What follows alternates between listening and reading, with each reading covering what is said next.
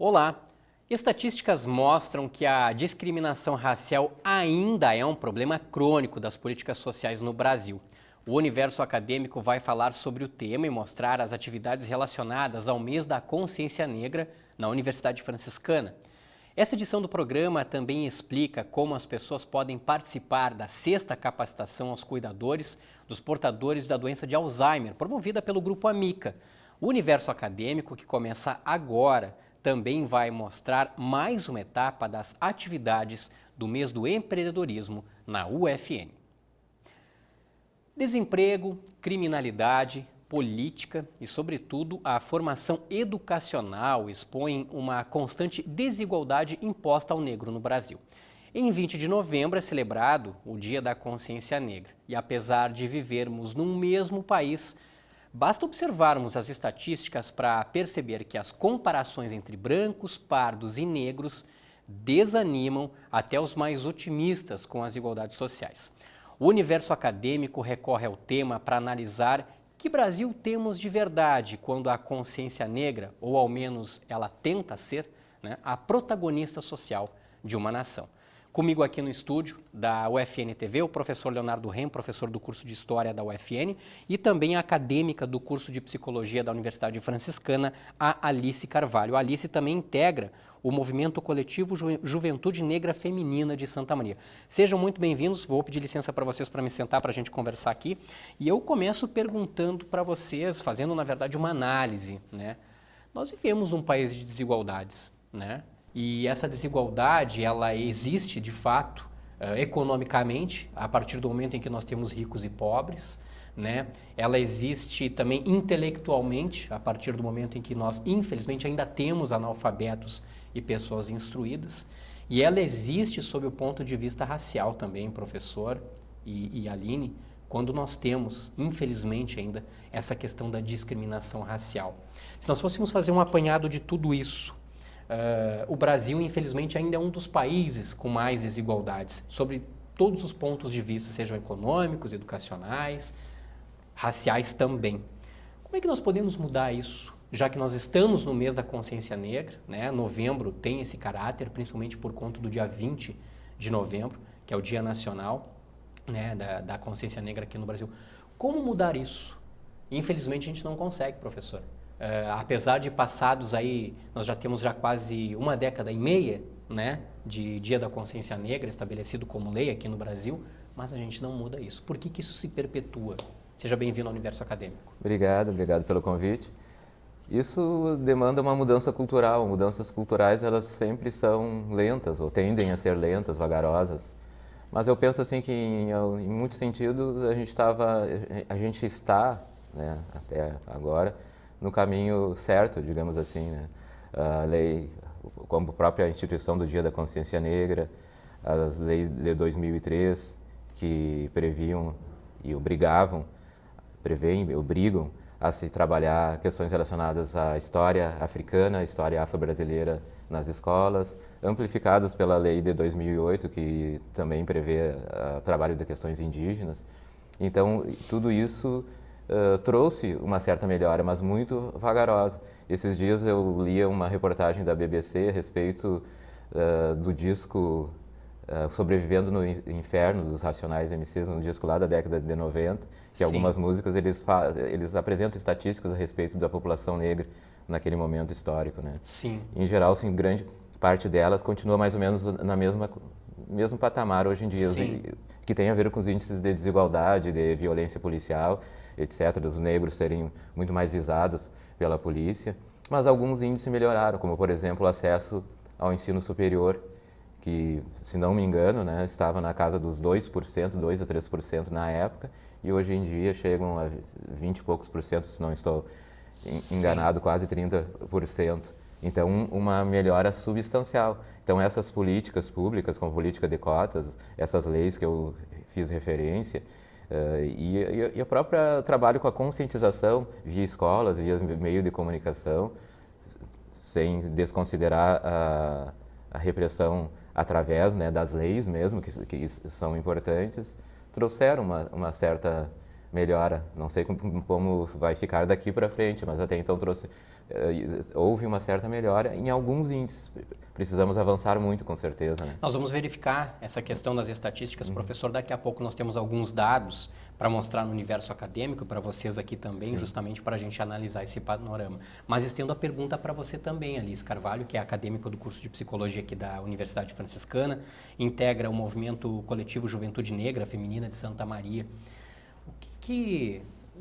Por que a nossa sociedade ainda tem tantas barreiras na hora de minimizar, vou colocar assim, essa questão racial, né?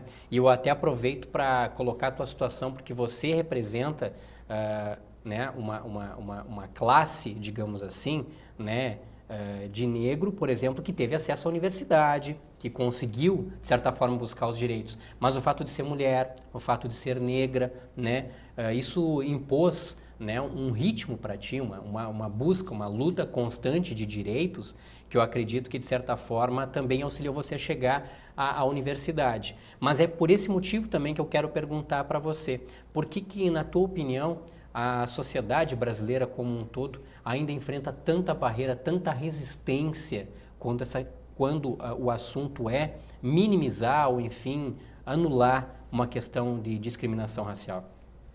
Eu acho que, para responder essa pergunta, é importante também a gente contextualizar uma questão histórica, né? O Brasil, no caso, foi o último país a abolir a escravatura. Eu acho que todo esse processo de preconceito que a gente vem sofrendo até hoje, com certeza, é reverberação desse processo de abolição tardio, né?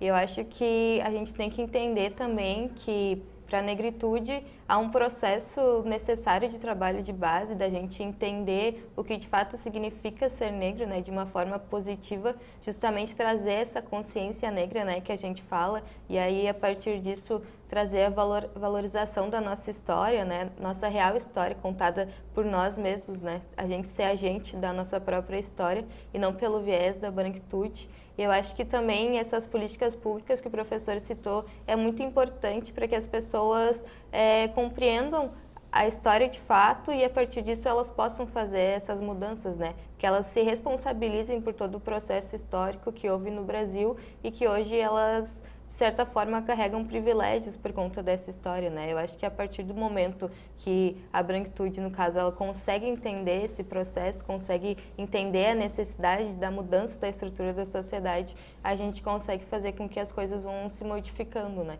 Mas para isso precisa, de fato, esse trabalho de base de educação, de conscientização. E aí eu gosto muito de falar que é importante a gente começar isso desde cedo, né? Conversando com as nossas crianças, mostrando para elas as diferenças que existem entre os povos e que, na verdade, essas diferenças elas não são ruins, né? Elas mostram a pluralidade que existe no Brasil e também mostram toda a história de um povo e tal, e a necessidade da gente trazer isso de uma forma que seja positiva. Sim. A gente sabe que o mês de novembro é o mês da consciência negra por conta do dia 20 de novembro, né? Que é o Dia Nacional da Consciência Negra. Justamente foi nesse dia que Zumbi dos Palmares foi morto, né? Ele é um símbolo, né, da luta, enfim, pelo reconhecimento. Agora, eu acho importante, professor, até do ponto de vista histórico, a gente recuperar um pouquinho dessa situação a partir do momento em que eu vou, por exemplo, usar o exemplo dos imigrantes, né? Os imigrantes alemães, italianos, japoneses, quando vieram para a América do Sul, né, holandeses, ingleses também, eles vieram com, de certa forma, com muita dificuldade, encontraram muitas dificuldades na América, é verdade, principalmente na América do Sul, sobretudo, mas eles vinham com uma propriedade já meio que determinada, eles vinham com um emprego encaminhado. Isso não aconteceu com o povo negro, né? O povo negro, ele foi, eu vou usar uma expressão até talvez forte, ele foi arrancado, né, da África por conta de uma questão mercantilista de Portugal e de Espanha e foi trazido para a América, por exemplo, mais precisamente para a América do Sul, para trabalho também, mas para um trabalho escravo, né? Aí já começa uma grande diferença, né, professor, em termos de cultura, em termos de privilégios, como a Aline Carvalho colocava, e em termos até de aceitação enquanto sociedade. É mais ou menos isso, professor?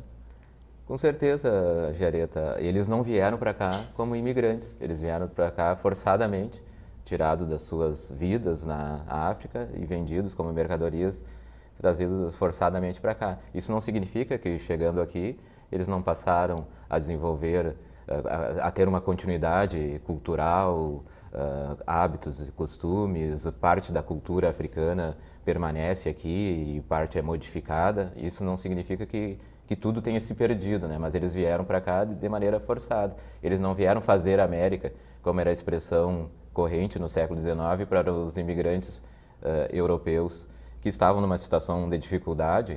As pessoas que imigraram no século XIX, elas não saíram porque queriam viajar, fazer turismo, elas saíram porque estavam em situação de extrema dificuldade, foram tentar a vida. Então se criou na época a expressão fazer América. Sim. Fazer América, o sonho principal era os Estados Unidos, que dava melhores condições de trabalho, até prometendo possibilidade da posse da terra.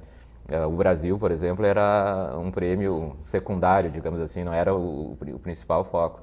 Mas não dá para comparar as situações, né? Porque essas pessoas tiveram financiamento para vir para cá, mesmo tendo extrema dificuldades na implementação do seu trabalho e até maus tratos. A primeira leva de imigrantes italianos para trabalhar nas fazendas foram muito maltratados, né?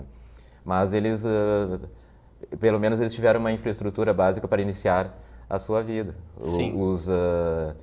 Os negros que vieram para cá na forma de escravo, nem mesmo quando foi feita a abolição da escravidão em 1888, isso chegou a ser discutido antes, a necessidade de haver uma estrutura, um aporte para que eles reiniciassem a sua vida após a abolição. O movimento pela abolição pressionava nesse sentido, muitos intelectuais pressionavam, mas o governo brasileiro não fez nada, o governo imperial ainda, né, não fez nada, nem o governo republicano depois que iniciou. Então eles iniciaram a sua vida de maneira livre, aqueles que tinham sido escravos até 1888, sem receber o mínimo, né, de condições básicas, de aportes, dos mais diversos tipos, né, que poderia ser dado, mínimo de preocupação da inserção social. Sim. Então não dá para se comparar as situações, né, da imigração italiana, Sim. alemã, como a vinda dos... Se, por exemplo, eu como descendente de italiano quiser buscar, né, fazer um resgate dos meus ancestrais italianos, lá eu consigo. Isso, infelizmente, Alice, para a maioria dos negros isso não é possível, né? Por conta justamente dessa vinda, né, de negros da África para cá e por uma falta de documentação, enfim, porque eles vieram sob condições subhumanas, vamos colocar assim, né? Hoje, se um negro quiser buscar os ancestrais dele, ele vai conseguir até um certo ponto. Depois disso vai ser muito complicado. Espera-se, claro, agora com o desenvolvimento, né, das técnicas, né, da medicina por conta dos exames de DNA, que se consiga, né, descobrir. Mas isso é muito complicado. Você em algum momento já tentou descobrir isso, por exemplo, os teus ancestrais? Sim, a gente lá em casa conversa muito sobre isso, né? De como deve ser boa a sensação de você se sentir pertencente a algum lugar. Que a maioria de nós, negras e negros, não temos, né? A gente não sabe a nossa história, a gente não sabe os nossos nomes. Os nossos sobrenomes, na verdade, a maioria deles são sobrenomes das pessoas que escravizaram os nossos ancestrais, né? Que ainda a gente carrega mais essa herança. Sim. E a gente, lá na minha casa, conversa muito sobre isso, né? Sobre a necessidade de a gente se voltar para a África, porque, na verdade, apesar da gente ter nascido no Brasil, não era para ser esse o nosso destino, digamos, né? Era para a gente estar na África com o nosso povo. E a gente conversa muito sobre isso e eu já procurei na internet alguns programas, alguns métodos, enfim, que fazem essa busca, né? Fazem toda essa questão genética também, mas infelizmente o valor ele não é muito acessível, né? Sim. Então eu acho que infelizmente por enquanto para a maioria de nós negros e negras é algo muito inviável, mas eu espero que ao longo do tempo isso com certeza vai mudando, né? Sim, pelas próximas décadas. A gente preparou umas estatísticas para mostrar para vocês e para a gente poder analisar junto com quem nos acompanha aqui no Universo Acadêmico sobre essa questão do negro, do pardo e do branco, algumas análises. Vamos dar uma olhadinha aqui na tela, professor, e também Alice. Olha só, a gente tem ali sobre trabalho e renda, né? Isso são dados da Pesquisa Nacional por Amostra de Domicílios do IBGE. Em 2017 são os dados mais reais, assim, mais próximos, né, mais atualizados. E a gente tem aí, por exemplo, o salário médio pago aos negros aqui no Brasil, R$ 1.570, pardos R$ 1.606 e para brancos R$ 2.814. Olha uma diferença, né, bem significativa quase o dobro para brancos se comparado aos negros. Indo para a próxima tela agora, a gente tem sobre a questão do desemprego, professor. E apesar de muitas políticas terem auxiliado os negros, enfim, os menos favorecidos, eu vou colocar assim, a Pesquisa Nacional por Amostra de Domicílios mostra, pelo menos até o terceiro trimestre deste ano, que a taxa de desemprego para quem é negro aqui no Brasil, 14,6% atinge da quantidade da população, pardos 13,8%, enquanto a média da população é de 11,9%. Então a gente já percebe aí uma certa diferença, apesar de muitos ganhos sociais que ocorreram nas últimas décadas. Seguindo, a gente tem a taxa de analfabetismo, que tem tudo a ver com a educação, né? Esse é um dado de 2016, também da Pesquisa Nacional por Amostra de Domicílios. Pretos e pardos atingem 9,9% da taxa de analfabetos no Brasil, enquanto os brancos, né, menos da metade, 4,2%. Né? A gente vê aí uma diferença bem gritante, caindo pela metade quando, por exemplo, o sujeito é branco. E a gente tem ainda no ensino superior, olha só, a gente tem acesso ao ensino superior, dado de 2017, acesso ao ensino superior aí, né, a gente teve aí um aumento, né, de brancos 22,9%, pretos e pardos 9,3%, o aumento de estudantes em universidades, né, nos últimos anos. A média de anos de estudo, a gente ainda tem uma média para pretos e brancos inferior, para pretos e pardos, perdão, ainda inferior aos brancos, enquanto os brancos têm uma média de estudo aí de anos de 10,3 anos, pretos e pardos têm no máximo 8,7 anos, ou seja, 8 anos e meio dá para se colocar assim. E aqui um ponto bem interessante, que é a próxima tela, e está relacionado ao crime. Homicídios de mulheres negras aumentou 71% em relação de mulheres não negras em 2016 no Brasil. É o dado mais atual que a gente tem. Esse dado é do Atlas da Violência 2018, do Instituto de Pesquisa Econômica Aplicada, o IPEA, e também do Fórum Brasileiro de Segurança Pública. E entre 2006 a 2016, a taxa de homicídios de negros cresceu 23,1%.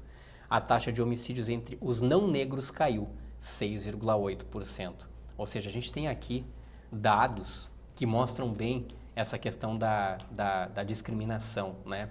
O sujeito, muitas vezes, qualificado, avaliado, observado por conta da cor da pele, né? Ou muitas vezes até excluído da sociedade por conta da cor da pele. O que vocês teriam a dizer sobre esses dados? Eu não sei se já eram alguns de conhecimento de vocês, e não sei se eu peguei vocês de surpresa com essas estatísticas. O que vocês teriam a falar sobre isso? Temos muito que avançar ainda, né, Giareta? E olhando os dados aqui, eu pensava de toda a comoção que causou a vinda dos médicos cubanos para o Brasil um tempo atrás.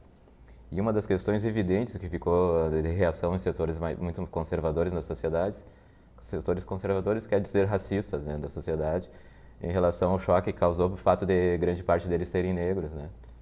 E assim, a gente observar hoje, continua havendo assim, determinadas profissões da sociedade que têm um status social maior, que são mais valorizados culturalmente pela sociedade. A presença negra é bem menor, cursos de... Ela é minimizada. Minimizada. Né, médicos negros, juízes negros, né? No caso dos cursos de medicina, que já tem uma visibilidade negra, já começa a haver uma visibilidade negra, mas a visibilidade negra ali é muito menor do que em um outro curso.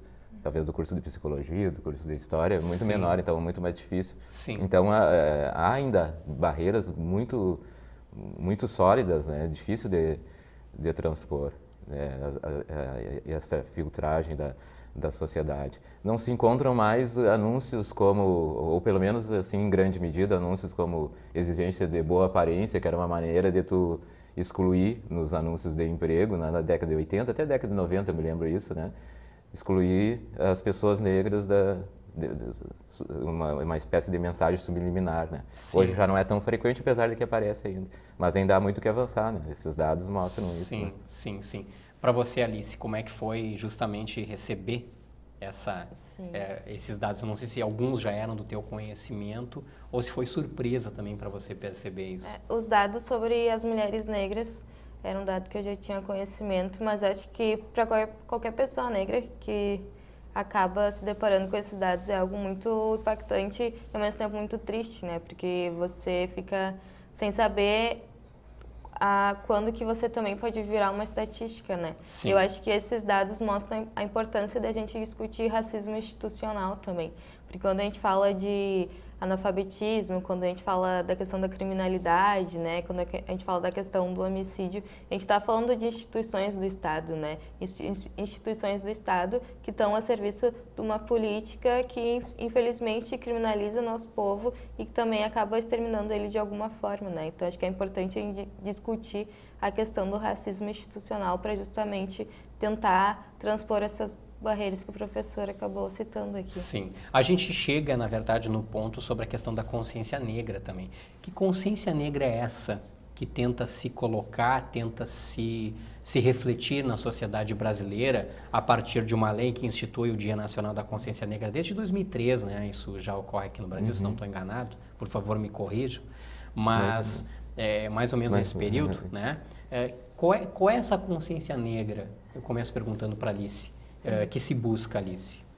Eu acho que consciência, para nós, negras e negros, é a gente entender o que é de fato ser negro, né? Entender a nossa identidade, a importância da nossa ancestralidade e resgatar toda essa história, né? Resgatar a nossa cultura, resgatar a nossa religiosidade e conseguir colocar isso para a população de uma forma positiva, né? Eu acho que o Dia da Consciência Negra, ele é importante também, não tão somente por ser uma data de luta, né, que é um marco da nossa história de resistência enquanto povo negro, mas também porque a gente consegue lembrar daquelas que vieram antes de nós e daqueles que vieram antes de nós, para que a gente pudesse estar aqui hoje e de alguma maneira também a gente fazer essa luta hoje para ser referência para os que vão vir depois, né? Eu acho que consciência negra é isso, a gente conseguir colocar a essência do povo negro de uma forma positiva para toda a população, inclusive para a gente mesmo, né? Porque acho que o racismo faz com que a gente acabe introjetando muitas visões negativas, né? Que vêm a partir do viés da branquitude sobre a nossa cultura. Então, acho que consciência negra a gente também transpor tudo isso e conseguir se colocar de uma maneira positiva e, ao mesmo tempo, de resistência na sociedade. Sim. Professor, na sua opinião, que consciência negra é essa? Sim. Que a sociedade precisa refletir, deve, na verdade? Sim.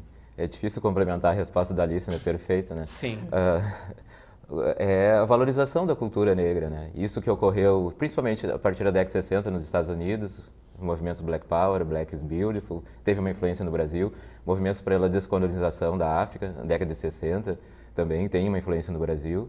O Brasil não foi somente influenciado por isso, já havia um movimento negro, Frente Negra Brasileira, com atuação marcante no teatro, meados do século 20, né? Sim. Mas então valorização da beleza e da resistência, não é só a beleza, não é, e nem só a resistência, as duas coisas, né? E a valorização da sua cultura e se assumir como protagonista da história atual e da protagonista da história desde a época que pisaram aqui.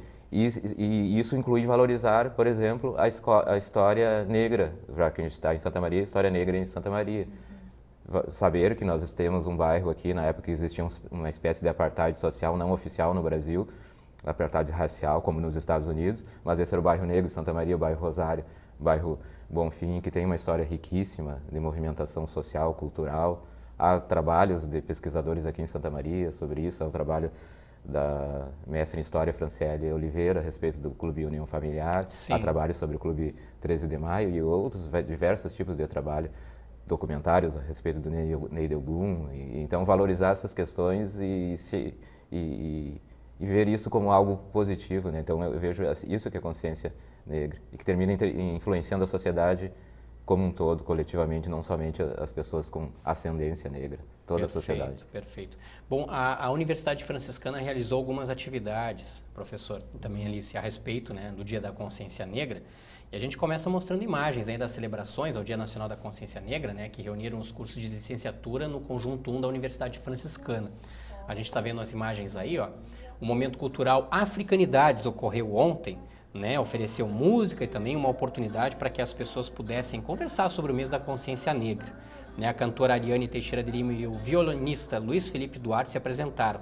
Foi uma atividade que ocorreu no intervalo do turno da noite e com a presença de acadêmicos e também de professores da UFN. A gente escuta um pouquinho aí, ó. Mesmo que na dianteira a sombra venha me seguir, o gole da cachaça esguicho no ar, chorando na labuta, sua corrente se quebrar.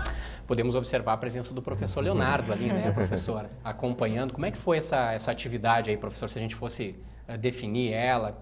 Como é que o senhor percebeu a receptividade dos alunos que estiveram participando lá? Uma atividade modesta em termos de público, né, porque são as últimas semanas com provas, etc., né, mas muito marcante. O curso de História, qual é a minha formação, curso de origem, né, ele faz alguns anos que sempre faz alguma atividade no Dia da Consciência Negra, já foram variadas atividades, né? E a gente sempre faz questão de marcar essa data. E ultimamente a gente tem feito em parceria com os outros cursos de licenciatura. E esse ano, como tu bem falaste, né, foi a cantora Ariane Teixeira, acompanhada no violão, e que apresentou músicas muito significativas de sua própria autoria, que falam sobre isso, a luta do povo negro, e algumas outras músicas, como Identidade, do Jorge Aragão, que fala da valorização da identidade negra contra a discriminação racial, social, né? Sim. E então eu acho assim que se ficar só nesses momentos aqui, está bem aquém do que nós necessitamos de tratar isso só como momentos de comemoração e reflexão pontual num determinado momento. Isso a gente faz um esforço, espero que estejamos conseguindo ser exitosos, né, de falar isso constantemente nas aulas, abordar esses temas constantemente nas aulas, não só nas aulas de história, mas nas aulas em geral, de diversas disciplinas, para diversos cursos. Sim, sim. Um momento também, Alice, de o negro, de certa forma, né, e os universitários também, conversarem e entenderem a importância de se discutir o protagonismo do negro, seja na sociedade, seja também na universidade, né? Um momento assim como esse. Sim, eu conheço o trabalho da Ariane e ela acho que é uma mulher negra assim, muito representativa pra gente. Ela realmente tem um talento muito impressionante, assim, a voz dela é maravilhosa. E eu acho que a gente estar ocupando a universidade mostra os avanços que a gente conseguiu, né? E é muito importante a gente trazer a presença de pessoas negras ou a história das pessoas negras não tão somente, como o professor falou, nesses espaços, né? Mas que a gente cobre, por exemplo, da nossa coordenação, que também coloque no nosso currículo, né, no nosso plano de ensino, questões sobre a temática negra, que a gente consiga avançar em ter profissionais da nossa área que falem sobre a questão da pauta negra, né?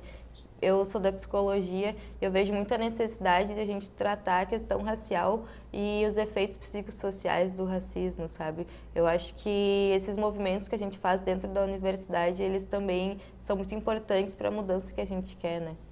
Bom, e outra atividade que também ocorreu aqui, né, na Universidade de Franciscana foi o projeto Alma Não Tem Cor. Aliás, é uma atividade que está ocorrendo. Ela é do Laboratório de Fotografia e Memória dos cursos de Jornalismo, de Publicidade e Propaganda aqui da UFN e produziu uma exposição fotográfica digital para demonstrar o que o negro tem vontade de dizer quando é atingido no cotidiano. E se na atividade anterior nós mostrávamos a participação do professor Leonardo Rem, ali, né, com os alunos, né, na atividade denominada Africanidades, nesta atividade a gente tem a participação da Alice Carvalho, que também esteve nesse trabalho, também é nossa convidada. Vamos acompanhar ali.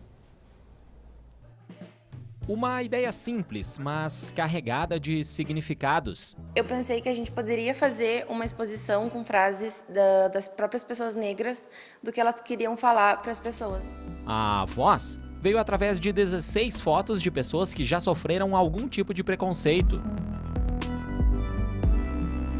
Indiscutivelmente, a fotografia ela tem um poder muito grande, enquanto imagem ela tem uma força muito grande e ela é fundamental para ajudar a combater todo e qualquer preconceito ou mesmo comunicar, né? Então esse é um projeto de comunicação, é um projeto de combate ao racismo e que tem a fotografia enquanto imagem na sua força vital. Seja através das expressões faciais ou pelo recado das frases, o objetivo final do projeto é um só. Eu gostaria muito que as pessoas tivessem mais noção, sabe? Tivessem um pouco mais de mais cuidado com o que elas falam, sabe? Porque são pessoas que não tem completamente nenhuma diferença de nós. E eu acho que é muito imaturo tu dividir essas pessoas somente pela cor da pele. Como o próprio nome do projeto diz, a alma não tem cor, que é o que realmente importa, sabe? O que a gente carrega de dentro. E eu acho que essas pessoas que mostraram os próprios rostos sejam ouvidas, sabe? O projeto, que teve a participação de todos os alunos, monitores e voluntários do laboratório, seguirá em 2019. A gente pretende aproveitar todo o mês agora da consciência negra para continuar fazendo um chamamento às pessoas negras da instituição que venham participar, que venham ser fotografados, que tragam as suas frases, né, dos seus pensadores ou aquelas que puderem construir, dizendo o que pensam sobre o racismo, como se posicionam em relação a isso e como se sentem. Quem quiser participar pode procurar o LabFem pelo e-mail labfotounifra@gmail.com.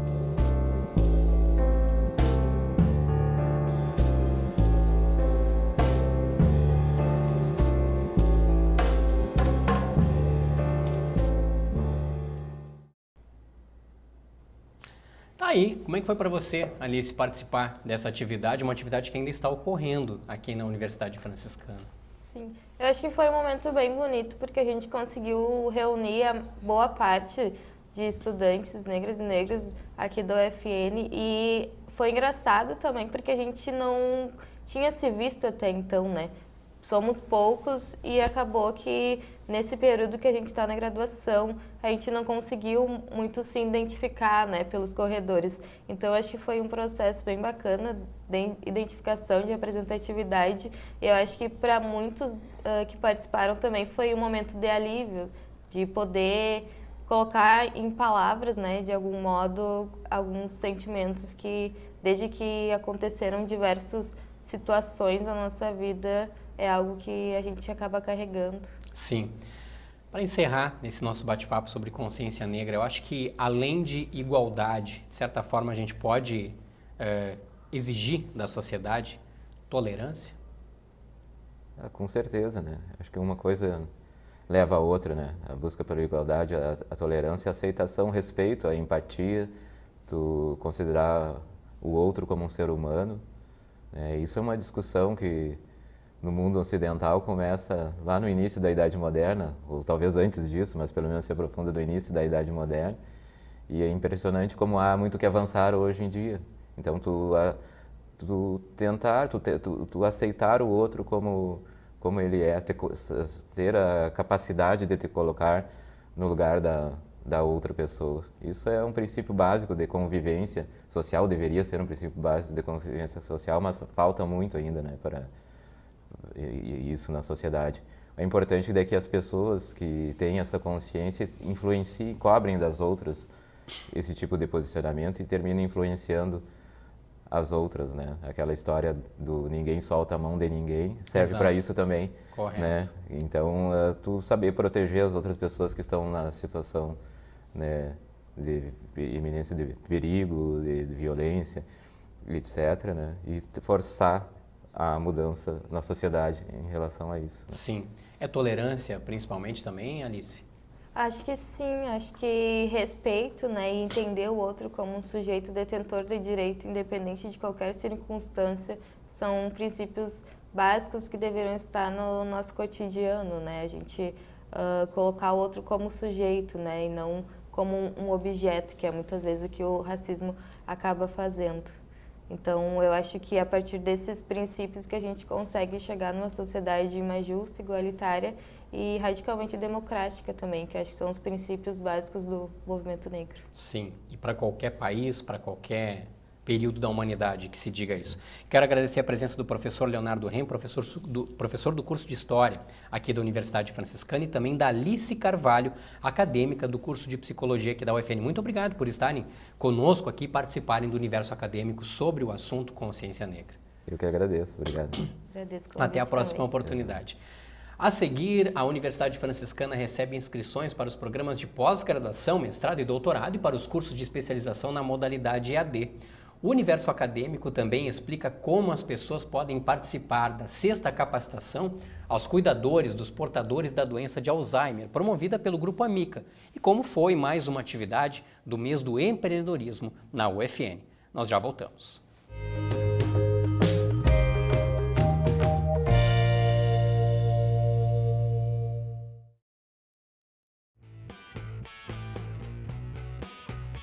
Olá, meu nome é a professora Kátia, do curso de Nutrição.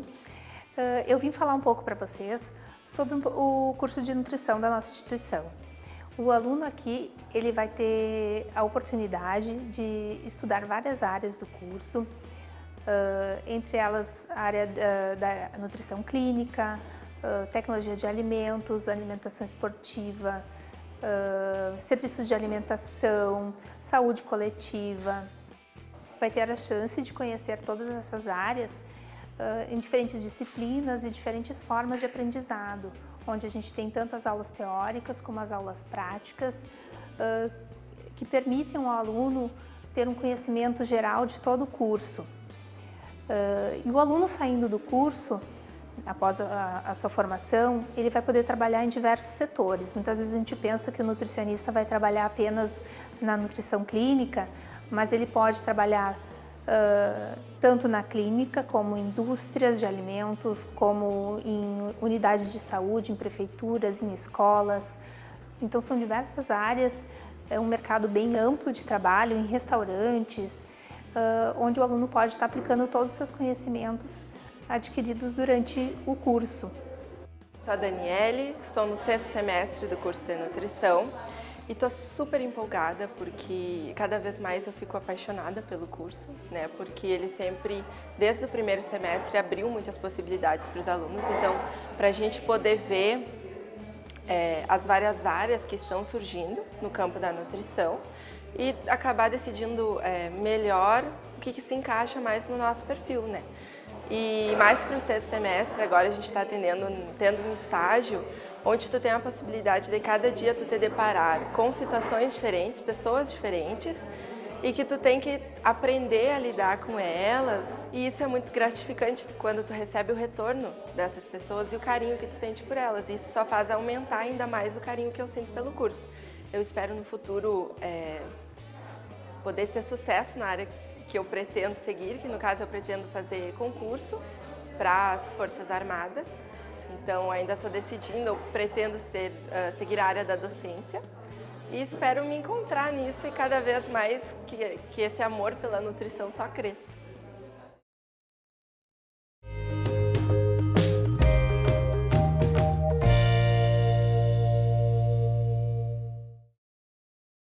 Agrotechs, fintechs e edutechs, o que são, de onde vêm e para onde vão?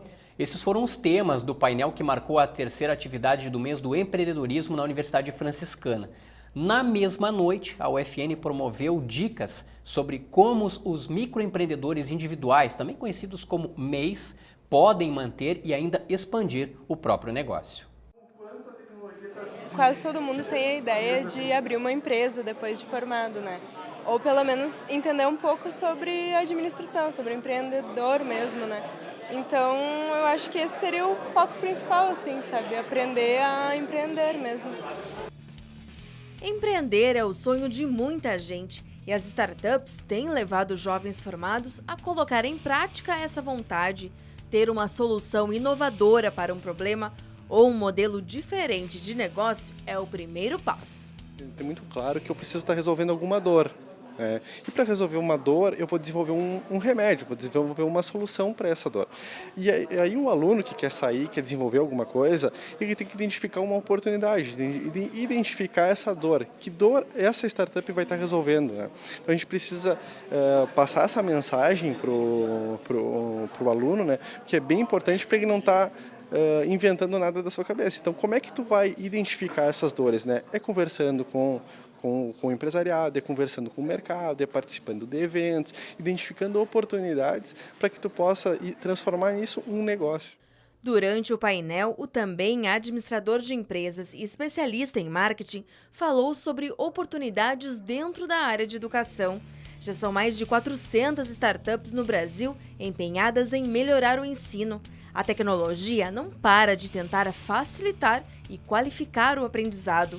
De acordo com esta professora de Ciências Contábeis e consultora empresarial, as empresas, para terem sucesso, precisam diminuir o aborrecimento das pessoas.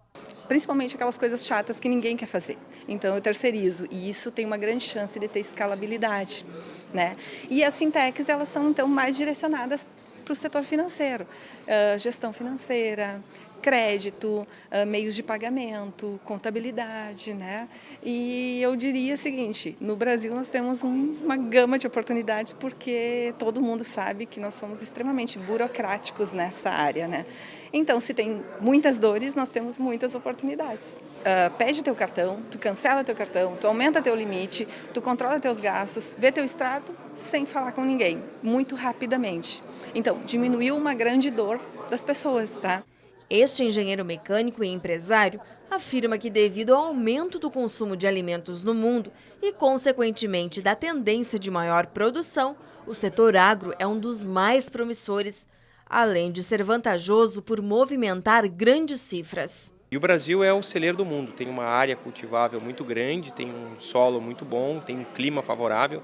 Então o Brasil vai ter que fornecer grande parte do alimento que vai faltar no mundo nos próximos anos. E dentro desse contexto, né, nós temos uma demanda muito grande de empresas que trabalham com tecnologia no setor agrícola. Né? Cada vez mais se precisa diminuir insumos, diminuir veneno, precisamos trabalhar com o lado ecológico, produzir cada vez mais com menor área, né, para evitar que se desmate florestas e consiga se aproveitar a maior área possível. Então, nesse sentido, tem uma grande demanda de empresas de tecnologia no setor agro. Potencial humano para novas ideias e áreas promissoras não nos faltam. Tampouco ajuda para manter o negócio. Desde outubro do ano passado, a UFN auxilia por meio do Núcleo de Apoio Fiscal, o NAF, quem quer ser microempreendedor individual. A pessoa que vai lá em busca da informação sobre o MEI, a gente faz toda a parte, a gente cria a empresa, a gente auxilia ela nas informações básicas, com o que ela precisa para ser o MEI, e também a gente disponibiliza o kit que o Sebrae, com todas as planilhas, que auxilia também eles. Para tirar dúvidas de quem já se formalizou como MEI, o NAF promoveu um bate-papo. É importante que o MEI ele também cuide da gestão do negócio, né? Ele trabalhe toda a questão de controle financeiro, de fazer uma boa gestão financeira, de separar as finanças pessoais das finanças empresariais e, além disso, claro, se comunique com o mercado, fale com o seu cliente, aí seja através das redes sociais, seja através do WhatsApp, que agora é uma ferramenta que a gente tem também para usar para a empresa. Então, essas são algumas dicas, né, bem voltadas para o que a gente falou aqui hoje, de como melhorar o controle financeiro e se comunicar com o mercado, fazer uma divulgação legal para também conseguir melhorar o negócio depois de formalizar. O Grupo de Assistência Multidisciplinar Integrada aos Cuidadores dos Portadores da Doença de Alzheimer da UFN realiza pela 6ª vez a capacitação para cuidadores de pessoas com a patologia neurológica. Ela será realizada no dia 29 de novembro, quinta-feira da próxima semana, na sala de conferências do 10º andar do prédio 17 do Conjunto 3 da UFN. Uma das integrantes do Grupo Amica é a professora do curso de farmácia da Universidade Franciscana, professora Jane Limberger, que está conosco aqui no Universo Acadêmico. Professora, seja muito bem-vinda. Eu vou pedir licença para a senhora para sentar aqui. Vamos para a sexta capacitação, né? Sexta edição da capacitação. O que vocês oferecem a cada capacitação, professora? A gente tem mantido em torno, geralmente 2 capacitações por ano, uma por semestre, né? Então, já há mais de 3 anos a gente está desenvolvendo essas capacitações. Sim. E o nosso objetivo é, além de divulgar as reuniões do grupo e divulgar o próprio grupo, né, na comunidade, é chamar essa comunidade para dentro da Universidade Franciscana, né? E chamar também para que elas participem das reuniões que acontecem todas as quintas-feiras aqui na instituição. Sim. A gente tem por objetivo também trazer uma abordagem bem prática do cuidado com a pessoa com doença de Alzheimer. Por que a gente pensou em fazer cursos de capacitação? Para condensar uma série de informações que a gente vai trabalhando aos poucos durante o semestre, mas muitas pessoas que não têm disponibilidade para vir ao grupo, muitas vezes porque são cuidadoras em tempo integral, que elas consigam se programar e para uma noite virem então, e aí a gente tenta fazer esse... repassar essas informações para eles, exatamente. Né? Por exemplo, nessa 6ª edição vai haver uma palestra, estou vendo na programação aqui, professor, Estratégias para o Manejo da Pessoa com Doença de Alzheimer, com os professores Silomar Ilha e Bruna Maziero, ambos aqui da Universidade Franciscana. O que exatamente essa palestra vai trazer enquanto estratégias, assim? Práticas do dia a dia. Por exemplo, como fazer a pessoa que tem doença de Alzheimer fazer a sua higiene pessoal. Como ter cuidado com ela para que ela não caia dentro de casa. Coisas bem práticas mesmo, e até a gente tem buscado conciliar 2 atividades, né, durante essas noites de capacitação, uma parte mais teórica no início, né, e depois bem prática na forma de oficinas. Sim. Então a maioria dos nossos cursos que a gente fez foi assim até hoje. Então a gente leva, quando é organizado pela nutrição, a gente leva os alimentos, né. Por exemplo, como administrar a água, como fazer o paciente beber água quando está com o Alzheimer avançado. Né? Então a gente precisa usar lança-mão de algumas estratégias. O uso inclusive de espessantes, né? Para que ele não se afogue. Então, para cada situação a gente tem que repensar a nossa prática, porque o idoso com Alzheimer é um idoso realmente diferenciado. Sim, e é isso que vocês vão intensificar, vão mostrar nesta 6ª edição da capacitação. Bom, após essa palestra, num primeiro momento com os professores Silomar Ilha e também com a professora Bruna Maziero, vai ter um intervalo para o pessoal descansar um pouco, mas no retorno do intervalo vai haver uma oficina, né? Com os alunos dos cursos de terapia ocupacional e também enfermagem aqui da UFN. O que eles vão repassar para o público presente, para quem estiver participando? Essas oficinas que a gente faz, então, elas são uma forma da gente demonstrar na prática. Então, como a gente tem feito, né, até hoje, a gente usa os alunos como demonstradores. Vai ocorrer uma simulação, exato, então, né, são simulações. E os pode ser voluntários ou pode ser os próprios participantes do grupo também auxiliando nesse momento para fazer essa simulação, para fazer essa prática. Sim, agora um momento bem importante. Quem está nos acompanhando pelo canal 15 da NET Santa Maria, pela UFN TV ou pelo UFN TV no YouTube, né? Como faz para participar desta 6ª capacitação? A gente tem mantido as nossas inscrições gratuitas desde a primeira edição, né? Então, vai ser assim dessa vez continuamos também. Da mesma forma. A gente só pede que no momento do encontro, do evento, a gente pede 1 litro de leite, em caixinha aquelas UHT, né? Para ser entregue na instituições de longa permanência com as quais a gente tem vínculo, o próprio grupo tem vínculo aqui na instituição. Seria uma inscrição simbólica. Exato, então, né? exatamente. O pessoal entra no site da UFN. Entra no site da UFN, lá em eventos, e faz inscrição gratuitamente. ufn.edu.br, faz a inscrição gratuitamente, mas quem puder, né, que traga, então. A gente pede a gentileza, né, para poder auxiliar também e dar um retorno, porque essas instituições também abrem as suas portas para os nossos alunos, né? Sim. Exercerem as suas atividades lá, então é uma forma de retribuir também. Sim, para participar do Grupo Amica, vocês abrem para pessoas da comunidade, como é que é rapidamente, a gente está se encaminhando para o final, inclusive a gente tem umas imagens para mostrar uma atividade de vocês, que é bem legal, é muito bacana, é bem dinâmica, né, professora? A gente busca realmente fazer sempre práticas bem gostosas, porque é um momento em que os nossos cuidadores têm de relaxar. Sim. Né? Eu estava até dizendo esses dias no programa da rádio,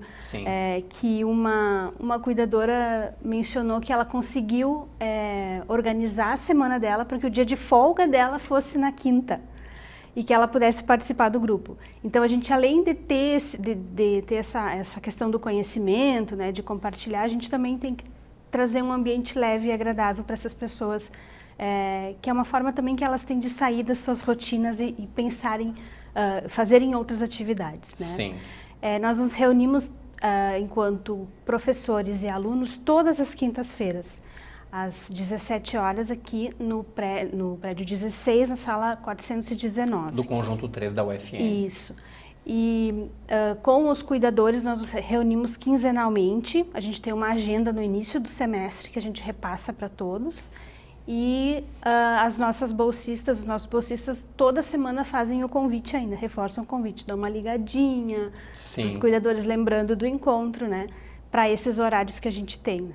Para quem quiser, por exemplo, participar do grupo, cada semestre vocês abrem novas vagas? Como é que é? Não, é contínuo, assim. Sim. A gente tem cuidadoras e cuidadores que já estão com a gente há mais de 10 anos.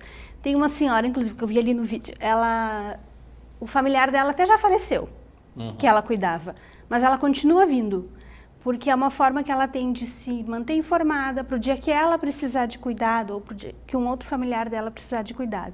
Então, eles seguem contínuo, assim, eles vêm e permanecem. Basta eles procurarem, Basta então, procurar. Né? O Grupo Amica, que fica aqui no prédio 16, né? Qual é o andar mesmo, professora? Quarto andar, na sala 419. Perfeito, isso todos os semestres. Mas Sim. a capacitação que ocorre na próxima quinta-feira, essa sim pode ser feita a inscrição pelo site ufn.edu.br. Quem puder, traga 1 litro de leite que vai ser doado a instituições de caridade, né, conveniadas ao Grupo Amica. Mais uma vez, então, é a 6ª capacitação já para cuidadores de pessoas com Alzheimer. Exato. Professora Jane Limberger, professora do curso de farmácia aqui da UFN, muito obrigado pela participação no Universo Acadêmico. A gente que agradece. Boa oficina para vocês, muito boa obrigada. capacitação, 6ª vez já. Legal. 6ª. Obrigado mais uma vez. A Universidade Franciscana recebe inscrições para os programas de pós-graduação, mestrado e doutorado. Elas devem ser feitas pelo site ufn.edu.br até o dia 10 de dezembro. São 88 vagas em 5 diferentes programas de pós-graduação. Acesse o edital no site ufn.edu.br. Aliás, no mesmo site é possível fazer a inscrição para os cursos de especialização na modalidade EAD da UFN. Há vaga para os cursos de pós-graduação em ensino de humanidades e pós-graduação em ferramentas de gerenciamento ambiental.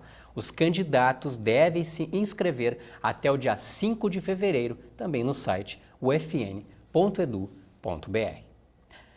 Essa edição do Universo Acadêmico vai ficando por aqui. Você também pode conferir a nossa programação, sabe onde? No nosso canal do YouTube. Basta colocar o FN TV lá. Acompanhe também as nossas divulgações e as nossas publicações nas redes sociais que estão aparecendo na tela.